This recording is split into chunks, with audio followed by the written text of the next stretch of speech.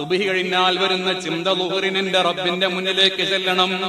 ളുഹർ കഴിഞ്ഞാലുള്ള ചിന്ത അസ്റിന് എന്റെ റബ്ബിന്റെ മുന്നിലേക്ക് ചെല്ലണം.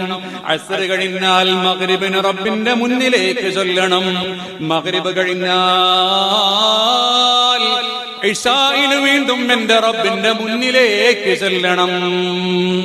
അങ്ങനെ ചെല്ലുമ്പോ സാധുവായ എന്റെ കൽബിൽ കറപാടില്ല, എന്റെ നാവിൽ നജസ് പാടില്ല, എന്റെ വയറിൽ ഹലാലല്ലാത്തതൊന്നും പാടില്ല.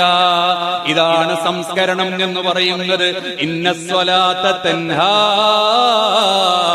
അനിൽ ഫഹ്ശാഇ വൽ മുൻകർ. ഓരോ ദിവസവും 5 വക്ത് അല്ലാഹുവിന്റെ മുന്നിലേക്ക് ചെന്ന് നിൽക്കുമ്പോൾ കൽബിലേക്ക് വരേണ്ട ചിന്ത, എങ്ങനെയാണ് മോശപ്പെട്ട ഹൃദയവുമായി എന്റെ റബ്ബിനോട് ഒരു ദിവസം 17 പ്രാവശ്യം ഞാൻ നിർബന്ധമായി സംസാരിക്കുന്നത്? എങ്ങനെയാണ് ചീഞ്ഞളിഞ്ഞ കൽബുമായി റബ്ബിന്റെ മുന്നിലേക്ക് ചെല്ലുന്നത്?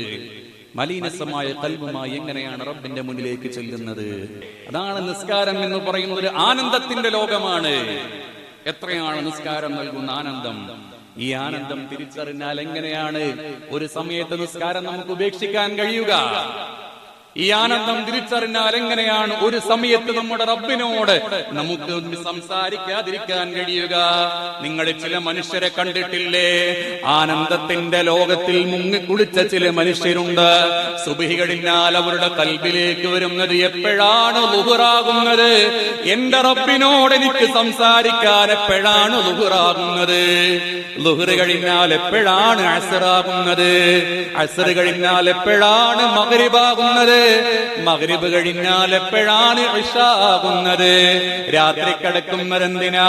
രാവിലെ എന്റെ റബ്ബിനോട് സംസാരിക്കാനുണ്ട്. ഇതാണ് ആനന്ദത്തിന്റെ ലോകം.